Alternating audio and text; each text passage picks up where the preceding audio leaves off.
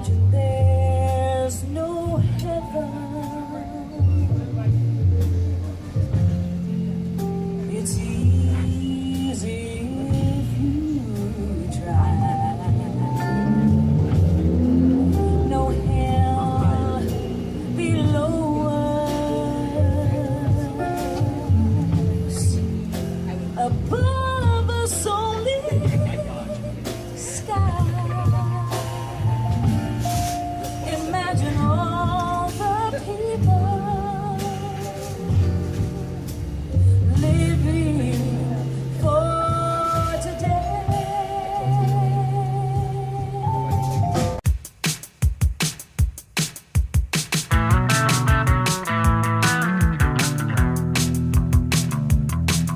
Hello, I'm Chanel. Welcome to episode 14 of the Piper Nell podcast. I'm a physicist, recent college grad, and teacher in training living here in New Jersey. So I stay sane through knitting and spinning, which is why I have this podcast. So today is July 31st, 2016, and it's kind of overcast, which is why the lighting's a bit weird in this recording. I have my room lights on. I don't really like the tinge it's giving the video, but if I didn't turn it on, then I wouldn't be getting enough natural light through the window in front of me to really record well. So I'm going to call this good enough. Today is July 31st, as I said, and we have some Cal news. I have a couple of FOs, more than one FO, which is unusual for me. I have a couple of whips, some spinning, and then some life updates, what's been going on with me, and then I have a short on my radar section.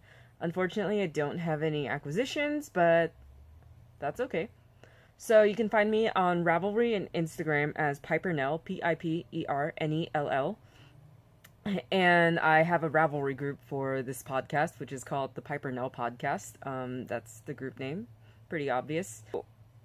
It's been, I recently started a chatter thread, so what I want you to do right now is tell me what you're working on. So pause, go to the chatter thread. I'll be sure to link it in the video description and make a post there.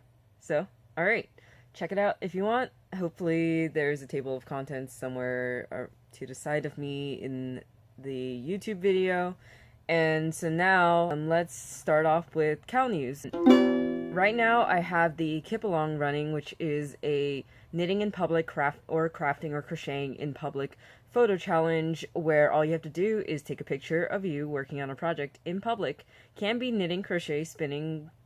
Spinning in public would be really cool. Crafting in general in public, and it's been going on since the beginning. It's been going on since June. And it will run to August 31st. So today marks the beginning of the last month of the Kit Belong, which is my first Cal's, and wow, I feel like time has just kind of flown by. So today the news are all about the prizes to get you all motivated for the last month. As a reminder, you can enter on Instagram with the hashtag KipWithMe.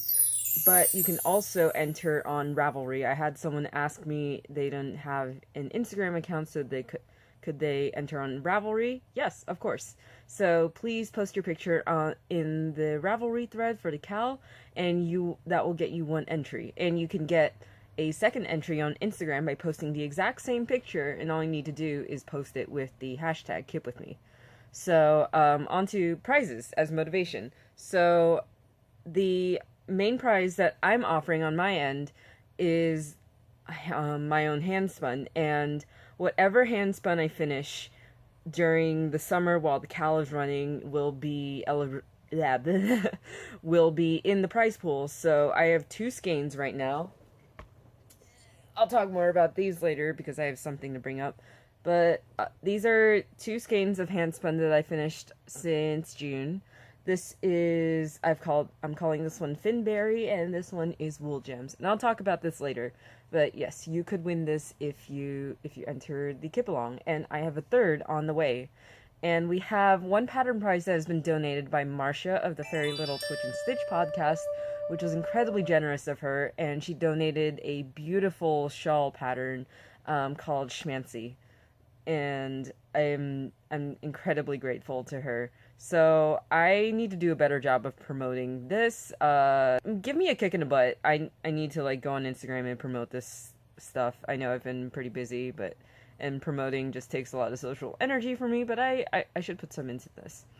Next on Cal News is for an upcoming Cal or Mal make along that I am collaborating on with Mars of the Brownberry Chronicles podcast, and we are calling this the Transitions Make Along or Transitions Mal, and it's inspired by autumn's as a transitional season, and the two prompts are leaves and gradients. So any project that is cast on after the start of the Mal or cast on started will be eligible for an entry, and we already have some awesome prize sponsors lined up. So one is Elizabeth Doherty, who is behind the Blue Bee Studios, and she's a designer. She has beautiful, beautiful designs of all sorts of projects, like cardigans. She has shawls.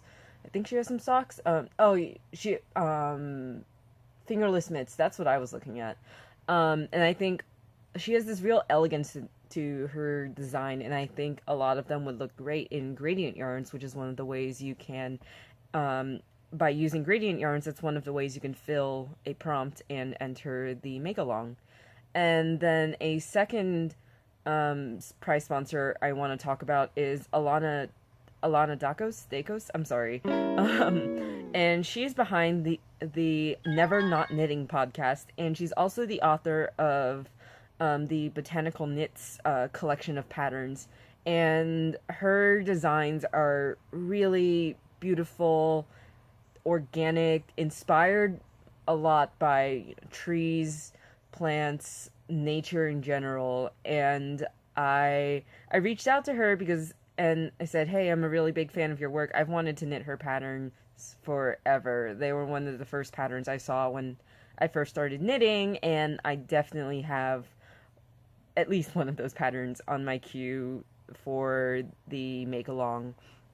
And so she will be donating stuff from her online shop and giving us a discount code to her Ravelry patterns, so to encourage people to make her patterns for the make along. So those are just two of our sponsors, and we have a few more already lined up, and they're still coming in. So definitely look forward to that. I am really excited for this, and without further ado, that's all I have for Cal News. I felt like an infomercial there, but now we can move on to my knitting stuff. And I actually have more than one FO, which is unusual for me. So the first one I have to show is super soft. Just unpinned it from the blocking mats, and it is my mutant shawl with sleeves thing that I'm calling the Schliverleaf shawl. And it is for my cousin who wanted a shawl, but she also wanted to make it a little more practical, and so she could wear it with sleeves. So this is the back, and it looks like a shawl, except it has these tubes coming off, which are sleeves for your arms. And the pattern is Summerleaf by Nim Teasdale. I'm really sorry for last time. I kept saying Nina because I guess I was just misreading it, and it's Nim. Nim Teasdale. That's the designer's name. I'm so sorry if you're reading this. If you're watching this. So it's a crescent shawl pattern, and it's a very adaptable pattern. So you can choose you can choose the size of your stockinette section, and then you have one lace pattern and then a second lace pattern. And this blocked out beautifully, of course. And yeah, it's so pretty. The yarn I used is Madeline Tosh 801010 Merino Cashmere Nylon. And this was my first time working with a cashmere, a yarn with any sort of cashmere in it, and it's so soft. Its fingering weight in the colorway is called Astrid Gray. It's this nice tonal silvery gray. Silvery gray. And I think it's perfect for the pattern. As you've seen I've modified it to have sleeves, but then while I was making the sleeves, because my cousin said that she wanted a 3/4 length sleeve, I thought, well, that's just the right length to put a little lace motif on the kind of elbow, um, upper arm area, and so that's what I did. I took a section of the charted lace and just put it here. If you can see, it kind of matches this part. So these 4 leaves here match those 4 leaves. Yeah. I need a haircut. Wow. My hair's getting shaggy. I used US 7 needles or 4.5mm needles, and it creates, with fingering weight yarn, those were the biggest needles I've ever used with fingering weight yarn, and it creates this really nice open fabric. And it wasn't too open. I was a little worried when I was weaving in the ends that it would show, I don't know, like you have this extra space between the stitches. What I like to do when weaving in ends is, especially in stockinette, is to go kind of diagonally on the wrong side. And I was afraid those would show up, but they didn't. And that was really nice. I think the yarn's pretty like poofy, so I think the extra kind of body of the yarn just helps hide the woven in ends. So on the sleeves, I ended it with a 1x1 twisted rib, and then bound off using the interlock bind off, which I love for 1x1 ribbing. It stretches completely with the ribbing and snaps right back. And yeah, I actually didn't block the sleeve or the ribbing, but it just kind of laid out like this because the gauge was so loose. And the lace still turns out very nicely. So I showed her a picture. My cousin loves it. I'm so excited to send this off to her. And it is so soft. I hope she really likes it and she can get good use of it in San Diego. I think this would be pretty good, like fall, spring transitional layer. Maybe layered under some winter layers, or bringing it inside. So yeah. Scrolling down. Alright, second FO.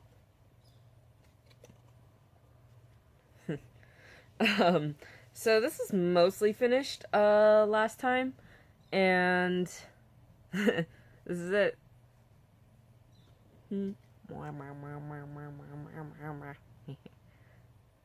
Okay, I'll stop goofing around. So for those of you who weren't here for like when I was talking about this project, kind of a 3-part project in previous episodes.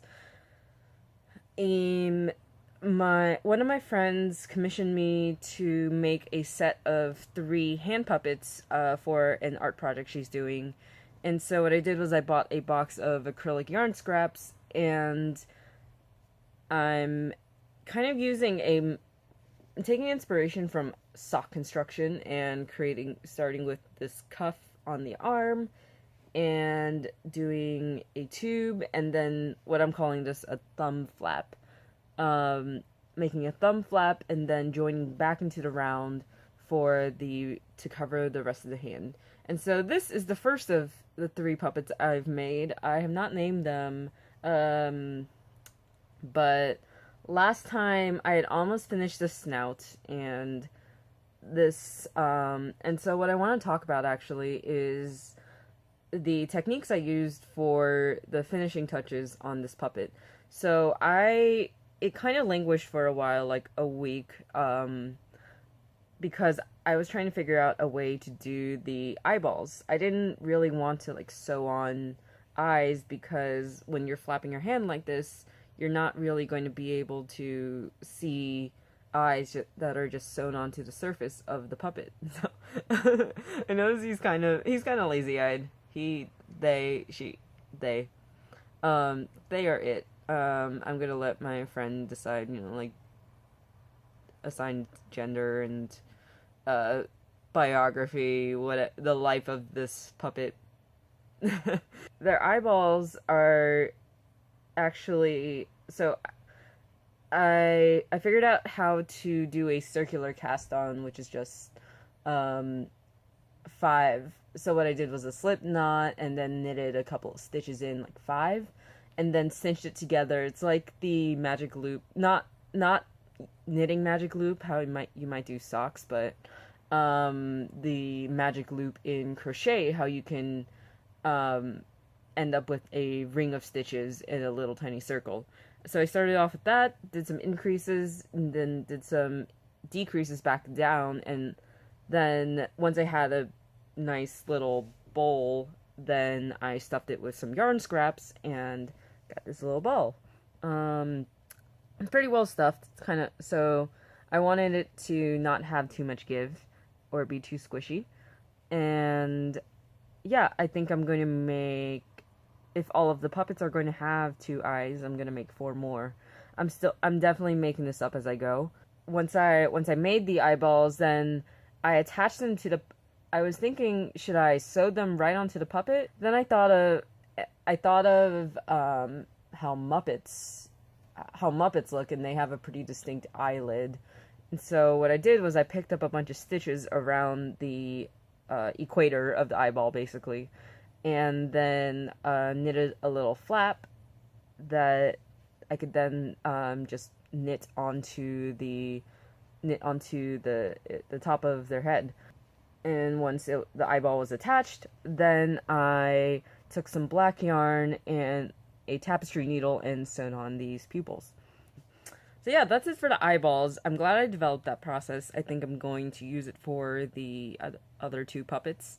And one last thing I want to talk about with this particular puppet that I won't be putting on the rest of the puppets are these fins or gills. I'm sure fins. They're more like fins. So these happened after I had knit the hand part of the main body of the puppet. And so what I did was I then picked up stitches on the side here, and for just this bright green part that you see, and then knit. I have some basic simple yarn overs to create kind of the appearance of like how fins are separated by ribs. And then, sorry, my computer is going on and off. And then once I had bound those off, I picked up stitches along the side here, and then did some short rows to create this bottom part that attaches to the body.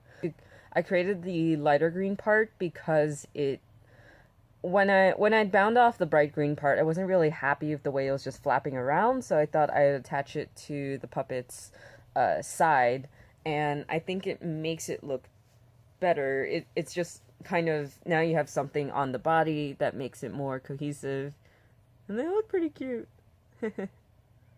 Alright, that's enough rambling about my puppets, and I will show you the second one in the whip section. Alright, so whip, where is it? Okay, I don't have any yarn balls of yarn awkwardly hanging off because I'm still deciding what to use next on this one. So as I said before, I started with a ribbed cuff, like a sock, and then I had this rainbow marled yarn, which I really like. I want to get more of it and make like a goofy looking hat or something out of it. And what I did was I striped these white stripes in. The technique I tried out a couple of techniques to try to get jogless stripes in a round. Some are more successful than some. This one looks pretty bad, and these top 2 look better. And now I'm on the thumb flap part of it. So if you notice, if I stick my hand through, which I will, right now, just because I like having something on my hands to play around with.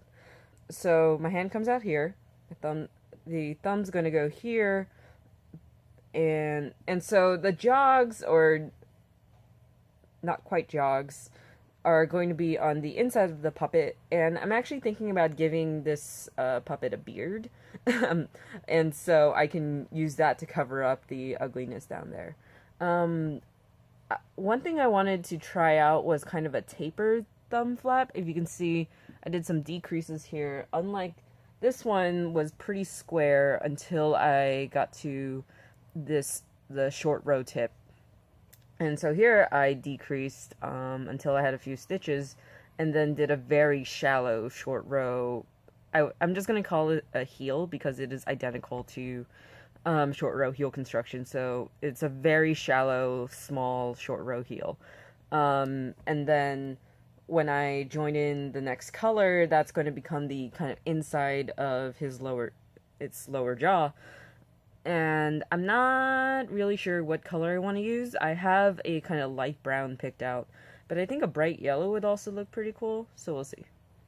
Yeah. That's how this puppet is right now. It's not really anything that looks like a puppet. It's just kind of this weird thing on my hands. For both these puppets, I've been using US size 5 or 3.75 millimeter needles, and it's Xiaogu. It's Xiaogu knit lace and nice and pointy tips. It just makes knitting easier for me. So I had a suggestion for maybe possibly writing up these puppets as a pattern. Given that I'm kind of making this up as I go, I don't really know how that look as a pattern. But what I'm thinking of is, if people are interested, I can write up the general construction of the body, given this, with my whole, like, the thumb flap, short row heel for the chin, and then going back up the inside, and then knitting it around for the snout or fingers part. I need to come up with anatomy terms if I write this up. If people are interested in that, and I can write it up, I'll try to. I've been wanting to get into design, but haven't had the time / not really sure what software and stuff to look into for charts.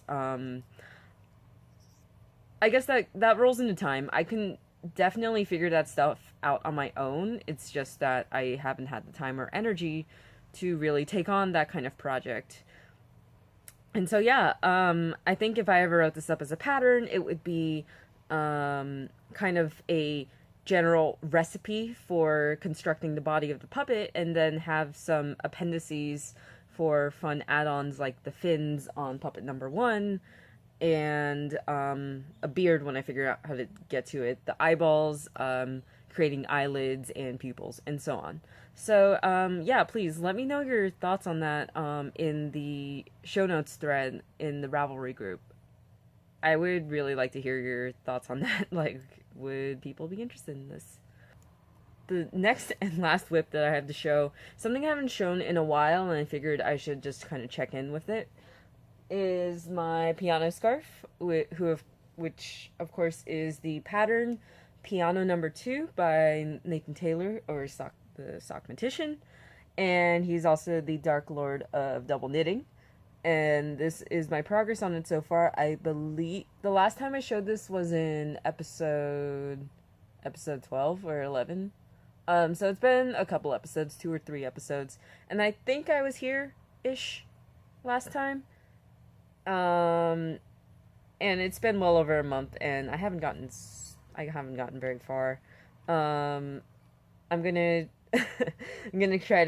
I'm gonna copy a little bit of Nathan's idea and put on a stitch marker where I last showed the scarf, just to keep myself accountable, and also kind of to guilt me into working on this.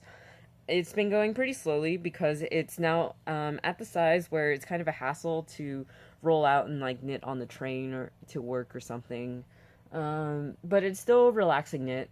It's at this point, I haven't quite memorized the pattern, but I've done a couple of full repeats of it, so I can just look down at my scarf and then keep repeating the pattern. So yeah, the yarn that I'm using is Cascade Heritage Sock in two colors. One's in the color family Wave, so it's this very slow self-striping. I want to call it a kind of self-striping gradient. It starts at the bottom here, it's in red, and then it goes to orange, yellow, and then you can see it's going back towards orange and red as I'm going. I remember I was here ish the last time I showed it, because the last time I went back through the kind of screenshots of my old episodes and saw that I was in a pretty yellow section. So yeah, that's the piano scarf. I'm going pretty slowly. I don't even think it's long enough to okay, it fits around my neck. This is going to be really warm. It's really squishy. And so the needles I'm using are US size 3 or 2.75 millimeter.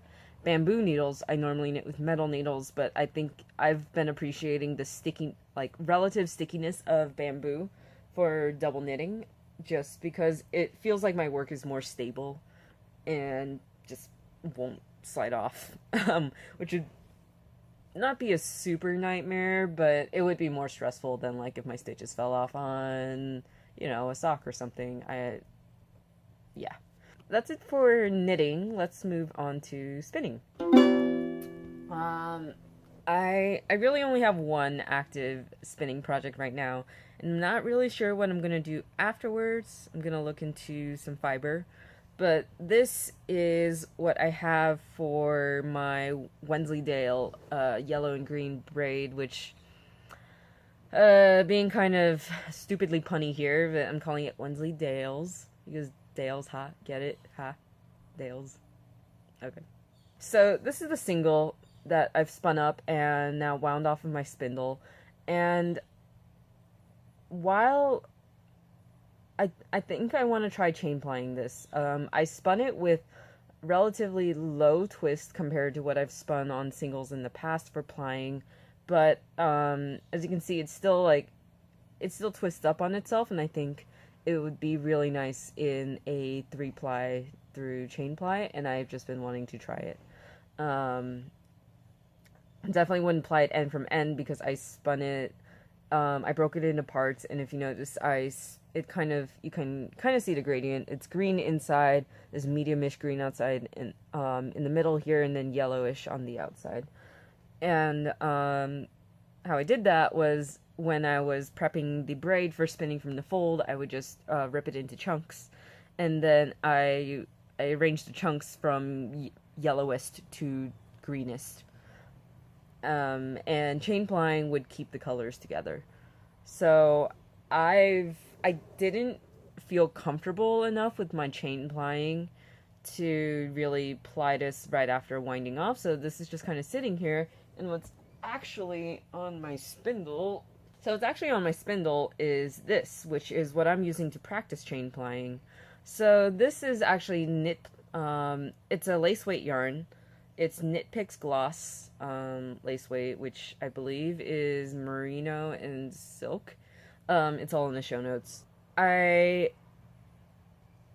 thought I would just, chain it up and give it some plying twist. However, because it's a commercial yarn and it's spun, and commercial yarns are already balanced, they don't have really any extra twist that will help out the plying. If I had plied it just the way it is here, then I would end up with a really unbalanced yarn. So what I'm doing is actually, it's basically plying on the fly. So I take the yarn and spin it along its existing ply direction to give it more twist. And if I were spinning from fiber, then this would be basically spinning a single. And then once I do that, once I've built up enough single, then I kind of back it up onto my hand and then ply it and spin in the opposite direction. So I'm basically practicing plying on the fly. It's been pretty fun. I think I might, next time I chain ply, if I, pre-plan it well enough that I know I'm going to be chain plying from the start, I might ply on the fly. But this whole spinning the single, because I already have the Wensleydale's single spin up, I won't need to do that. However, it is a way for me to regulate how much twist makes it into the single, which I think it's still good practice, basically. So this is kind of this auxiliary helper project for the Wensleydales. And then last thing I want to talk about for spinning is I want to bring back up these two skeins of handspun that that are prizes for the Kip Along, but I've also done some stuff since you've last seen it. So last time I mentioned that I didn't have a bucket for washing my like to wash my handspun. And so I ordered one off of Amazon. I needed one to like hold my dishes anyways. It's a multi-use bucket and hand wash my clothes and stuff. So it's always good to have a plastic tub. FYI. So I tried washing the skeins of handspun that I had that up until that point they had not been finished. So this skein, which I mentioned before, I'm calling it Finberry, is 100% Finn wool, and I spun it from locks, actually. And it's also a gradient. Because the fiber was in locks and little pieces, I could just choose how pink or how purple it was and arrange them in the gradient. Anyway, not relevant to washing and setting the twist on these. I spun both these skeins pretty balanced. This Wool Gems is 100% merino, and I did kind of it was kind of unbalanced, had too much twist in it. And so what I did was I filled up the bucket with warm to hot water, not quite as hot as like I would prefer to take a shower in. Just pretty warm water. Soaked it, let the water, percolate through all the way, let it sit for 10 minutes, and then kind of didn't wring it, squeezed out the water without wringing it because that would felt it, and then thwacked it, I think that's the word, a few times to set the twist. So I laid out a towel on the floor and then just whacked it and swung it over. That was cathartic. It was fun. And so the fin, after this process, I can see it kind of fluffed up and felted a little, which is fine because I know I'm a pretty new spinner, and there are these parts where the single had broken and it's not too tightly twisted. But thanks to the washing and setting the twist, these parts, even though they're fluffy, but they're solid. They're a little felted, so they're going to stay. And then for the merino skein, once I dipped it into the water, I actually saw the dye run a bit, which was a little concerning. I was more concerned about the colors bleeding together than like it fading or something, because that probably meant it had extra dye in it. But it still came out really nice, and it got softer, if that's even possible. It was already soft because it's merino, but now it's super soft. So yeah, that's all I have for spinning. I feel like a proper spinner. I can wash and finish my hand spun, and I feel like they do drape a lot nicer after the finishing. So that's all I have for spinning, and that's all I have for fibery stuff, if that's all you're here for. Thanks for tuning in. If you're a new listener, thanks for checking me out. And if you're a returning viewer, I always appreciate you coming back, and thanks so much for your support. So I'm going to take a break, drink some water, and then I'll be back with some chatty stuff like life updates and what's been going on with me, and some on my radar, and like what I've been watching and thinking about. And for this episode, it's actually keeping up with American politics, because a lot has been going on recently. So yeah, I'll catch you in a little bit.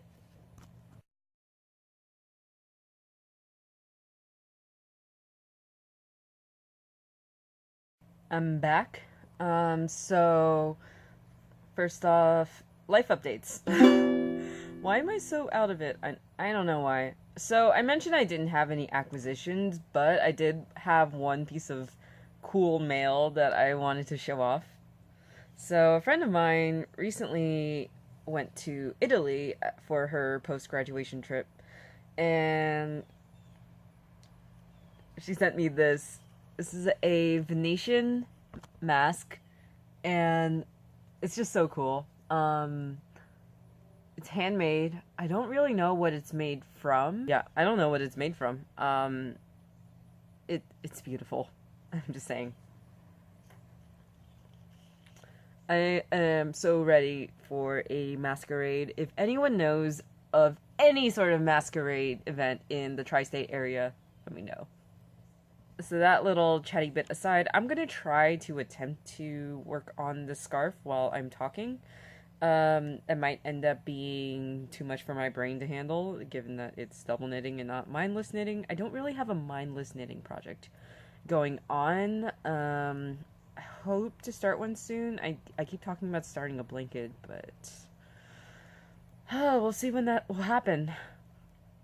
Okay, so for teaching, it's July 31st. It's a Sunday, and so tomorrow actually starts the last week of the summer teaching internship that my fellowship has us in right now. So we've been teaching at a middle school summer camp that is themed around civic engagement. However, they're bringing the teaching fellows in from my program to teach math and science lessons. And then when we're not in charge of leading lesson segments, we're kind of just helpers in the classroom. Like if the kids are in a different lesson doing group work, we help, manage the classroom, keep the kids on task, and so on.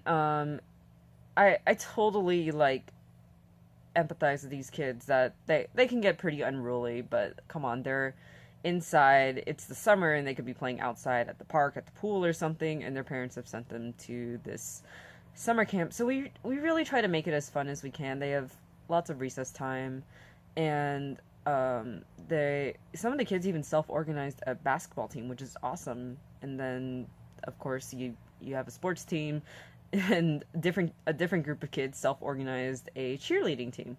So that's awesome, and I'm glad that the administration is supportive of the kids and their interests. So I don't know, it's weird because we've only been with these kids for 3 weeks minus this week, and we only get 4 weeks with the kids, but I still feel pretty attached to them, and I feel like I've gotten to know them pretty well. This last week is going to be a little weird because the week after we leave, which sucks, they're going on a bunch of field trips to cool places in the area, like the aquarium, the zoo, the Newark Museum. The summer camp's in Newark, so these places are all pretty local to them. And we're not going to be able to go on these field trips, so our lead-in from Thursday, so we're only at the summer camp from Monday through Thursday. And so last Thursday, we gave them a kind of, we regularly do we call them exit tickets, just little quick feedback forms. And so our exit ticket question for Thursday was, what do you want to learn about in the next week related to your field trips? And the way we let it in, I was really trying to tug at their heartstrings, hey, just say no, 2 weeks from 2 weeks from now you're going to be going on a bunch of field trips. However, next week is our last week, so we won't be able to go with you, and we want to feel like we're at the field trips with you guys, so please tell us what you want to know, so it's we could be there. I mean, I genuinely do believe in I am interested in teaching them stuff that's related to the field trip sites. And it's not like I'm manipulating them. I do wish I could be at the field trips with them. Anyway, so that's the teaching internship. After that, we get we're still in class for the summer, and we get a week to reflect on our experiences during the summer, what we've learned, and then what we're doing in the fall. So outside of that, I've been apartment hunting, and that's been it's been different. It's my first time looking for an apartment of my own. Really, up until now, I've lived in dorms. My living situation now is a room in someone's house, and I didn't really find it. I asked desperately for advice from my classmates for places in the area to rent. And one of my classmates happened to have rented with this person before because she did her undergrad at the university that I'm doing my master's at. Yeah, so I didn't do much searching for this place, but since I'm actually in the area, and my classmate, different classmate, so I asked him if he wanted to be roommates, and we are going to be roommates. We've been looking for two-bedroom apartments together, and now that he has a working car, with screws in his license plate, then we can actually drive to the places instead of us, like one of us having to take the train or bus or trying to get to the place. So I've toured two apartments. The first one I came out feeling like really skeeved because I find these places on Craigslist, and then so I can avoid like broker fees and stuff. And I I go up to the place, and the owner comes out, and it turns out like the apartment I'm going to see in that visit isn't the apartment that was in the listing. He's like, "Oh, this apartment I'm going to show you is like way bigger, but it's $100 more expensive than the one that you saw in the listing." It was a nice apartment. It was new. It was, well, I mean, it was just being fixed up, so the paint was fresh, plumbing was good, kitchen was good, but it was all like pretty sketchy. And then I asked a friend who had rented in the area before, and that turns out that apartment was under a management company that she had a really bad experience with. So yeah, not really. That apartment is not really looking good to me. And then we toured a second one that was way better in my opinion. It's like the second floor of a house. It's so the property is privately owned, not it's not a complex. It's like some dude renovate just owns the house and rents it out to people. It was really nice. Nice kitchen, big, nice view, nice neighborhood. It was super quiet. But there was something going on with the rent. Anyway, so like dealing with all this stuff has just been really interesting, pretty exhausting, and having like being constrained by like having a roommate isn't too bad.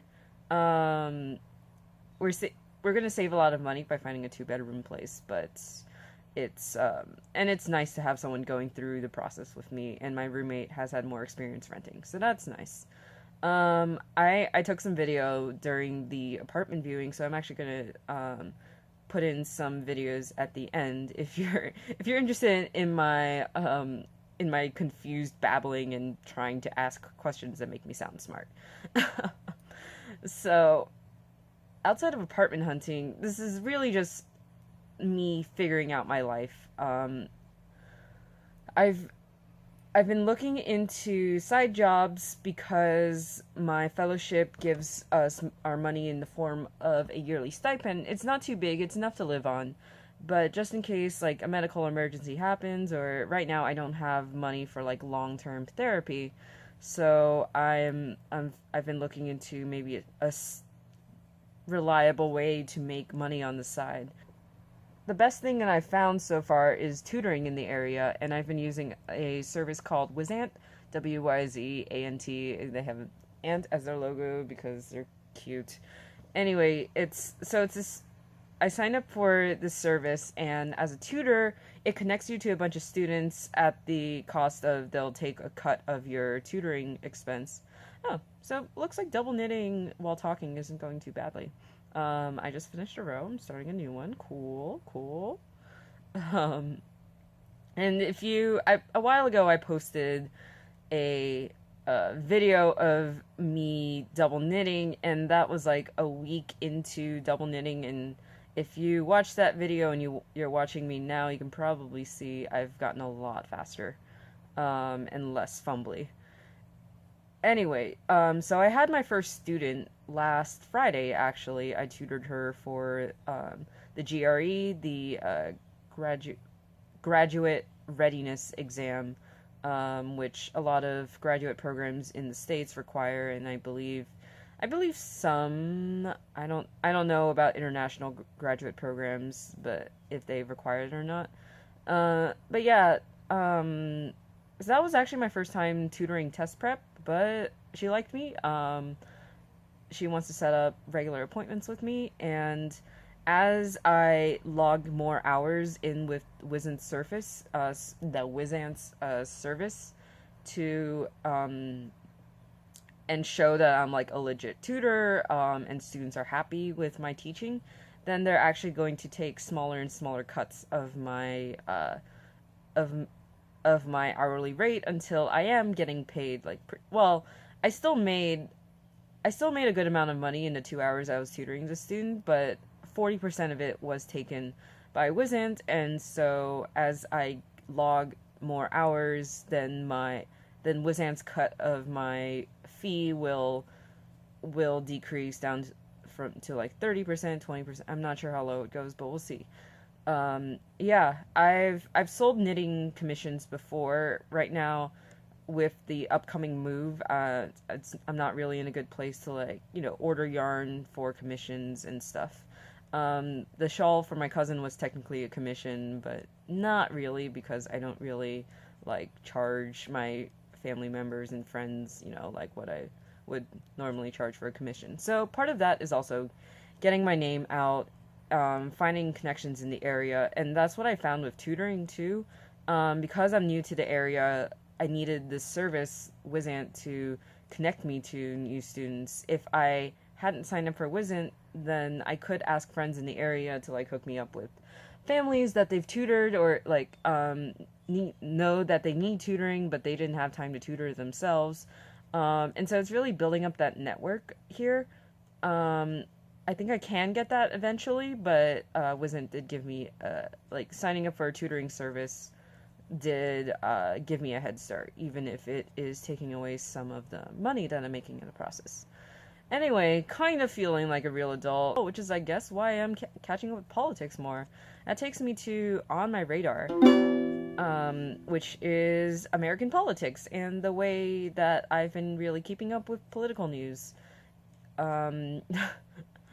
So, for those of you outside the States, I don't know how much you've heard, given that there's so much going on in the world, and really, like, American politics shouldn't dominate international discourse the way it does.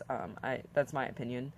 I've been looking for alternate ways to kind of catch up on events without having to wade through all sorts of just, like, mainstream news and their known biases and the way that they already filter their information. So, and rather than finding a totally objective source, what I've been really, I guess, in hindsight, what I've been doing is finding increasingly local and personal sources of news. I mean, I do, I actually, it's sad, but I prefer to watch news comedy shows like The Daily Show with Trevor Noah, The Late Show with Stephen Colbert, Last Week Tonight with John Oliver, like political satire shows like this that give humorous, but also insightful recaps of political events. And they come in like short, focused segments, so I like that. They're on YouTube. And so it's really an easy way for me to get caught up on news without a TV or reading a lot, and I really should read more. But outside of just like getting the facts and getting what's been going on, I've been listening to a couple of podcasts to really help me analyze and process the events. So one I think I've talked about before is called Backstory, with the American history guys, and you have three American history professors, and they contextualize kind of current events in terms of events from America's past. There are three hosts, and they each specialize in a different century of American history. So you have the 1800s, the 1900s, and the 20th century. 18th century, 19th century, and 20th century. And their recent episode was on women in American politics, and they're contextualizing kind of Hillary Clinton's recent nomination as the first female nominee of a major party. However, so in the episode they go into how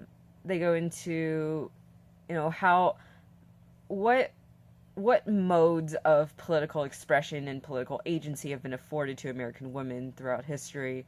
Like, they talk about parlor politics and how first ladies and, you know, wives of prominent politicians, while their husbands were off doing, you know, the new American Republic ideals and stuff, they really were doing a lot of backroom dealings, or the parlor dealings, and carrying over systems that were in the British colonial government, such as patronage, that people would have, at the surface, frowned upon, but were still crucial to running the American government. They couldn't completely give it up. So they talked about Dolly Madison, who was a master of this patronage game, and she was really good at, like, fielding this network of people who would ask her for political jobs in office. And then they also talked about Shirley Chisholm, who was the first black woman to seek the nomination for a major party, for the presidential candidate of a major party. However, she did lose, but that really set the stage for Hillary Clinton's nomination. And that's something that's really been overlooked by the media and the news. So really, like, seeing that hidden side of history, and getting additional context to what I'm seeing on TV, or, you know, hearing on the radio when I'm carpooling with someone, is really helping me to just think more critically about what's going on in my world and policies that are really going to affect me, especially now that I'm not a dependent on my parents, and so I will be dealing with things like taxes, a job, teachers. I feel like, as a teacher, I feel like I'm in a pretty vulnerable position with policy, with legislation, so I'm really trying to keep up. And so a second podcast I want to talk about is called Good Muslim, Bad Muslim, and it's run by two Muslim women, and they're hilarious. It's a really great chatty podcast. If you like Another Round, which is also a podcast run by women of color and prominently talks about race in the context of contemporary politics, I would definitely recommend Good Muslim, Bad Muslim. And so these two women are really talking about how their Muslim beliefs and practices fit into their everyday lives. And with such a strong current of Islamophobia running around the world today, and manifests in its own special form in America, I feel like it's really important that they have their voices out here, and they found this platform of podcasting to, I don't want to say that they're, like, their main purpose is to dispel myths. No, it's us in the larger society that's responsible for creating these myths in the first place. And yes, they have to they're responding to that stuff. That's part of their environment. But I think what's really awesome about this podcast is that they're just getting their voices heard, and just being so real about it. Their most recent episode was really helpful for me in processing the events in Orlando with the shooting at the Pulse nightclub. And while I know a lot of people in the queer community were affected by those events, there was also a different side of the shooter, who was, of course, like, first alleged to be Muslim, and then you got tangled up in all of this information. Oh, was the shooter Muslim? Was he, like, in the closet as a gay man? He apparently had a secret lover, and there was some sort of lover spat. But that, like, hearing from someone in the Muslim community who's been affected by these events was, I feel like, really important, and acknowledging that there were people that lay at the intersection of these two communities. Please let me know if you're okay with, if you identify as LGBTQ, that and you are uncomfortable with the term queer, please let me know. I know that some people have claimed the term. I don't know if I've talked about this before. I am a bisexual woman, and gender some like as part of this discourse and community, I have claimed the term queer for myself, but I know not everyone has. So when I say queer, I say this is my community. I share kinship with these people, and these are the issues in our environment. Anyway, let me know. Where was I? I forget.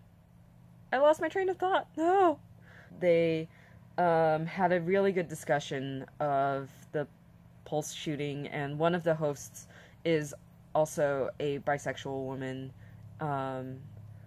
and she gave her side of the story, and so I think it's just really important that like podcasting offers this platform for people like them, people like me, as a woman of color, to get their voices heard. And yeah, this is really rambly. Anyway, so some of the funny parts on their podcast, they in between like their discussion, it's just like sitting down and listening to a couple of friends talk, really in their cultural context. Did I make a mistake? I made a mistake. Okay, talking and knitting. This is a patterning row, so I just screwed up these parts of Muslim culture, the Muslim practice and faith. They are part of their everyday lives. So they have like kind of mini sections titled with like names that are puns or something on an Islamic belief. Like they have what was it, hijabi jibis. It was great. So Good Muslim, Bad Muslim podcast. Check it out. And that's really all I should ramble about. So that's all I have. That's on my radar. Things that are helping me process American politics going on right now. It's a circus, hence the title of this episode. Yeah, I don't get too much into like politics on this podcast. I do talk about my own beliefs and social justice issues, but they really stem from my own experience and kind of the injustices that I've faced in my life. But I think it's important to also zoom out and, see what's going on at the national level. Anyway, so that's all I have for you. I'm going to fix this mistake. I'm going to put this down and fix it after I'm done recording. And really, time to wrap this up. I've rambled for long enough. I hope you liked what you heard. And if you enjoyed it, please like this video and subscribe. And join the Ravelry group. If you didn't earlier, after I say bye in this episode, click the link in the video description, go to the Ravelry group, and post in the chatter thread. Let me know your thoughts on this episode. I'm going to write the questions that I've asked in the show notes. So, yeah, I'm just getting spacey now. And yeah, enter the Kip Along. Get psyched for the Transitions Make Along. And a quick announcement about the timing of next episode. So, since I talked about apartment hunting, you've probably picked up on that I'll be moving soon, and there will be all of these things shuffling around. And I also get a vacation, and I'm going to Vegas to visit my parents' house for a week in the middle of August. So that I've been trying to stick to a once every 2 weeks recording schedule, and the middle of August falls right at the end of those 2 weeks. So I'll see if I maybe get an earlier episode in, or it'll just be longer until the next episode. Anyway, so life's hectic as usual. Next episode timing will be whenever, but that makes this episode finished, and I hope you enjoyed it. Thanks for checking me out, and I hope you have a great day. I'll see you. Bye. Okay, this is bedroom number 1. Living room. Okay, so let me see what I can do. Fridges. Let me see what I can do. Okay. Alright, kitchen. Is gas also in the room, or are we? Heat and hot water is included. Oh, right. Okay. And this is bathroom, bedroom number 2. Oh, cool. So this is how you get in.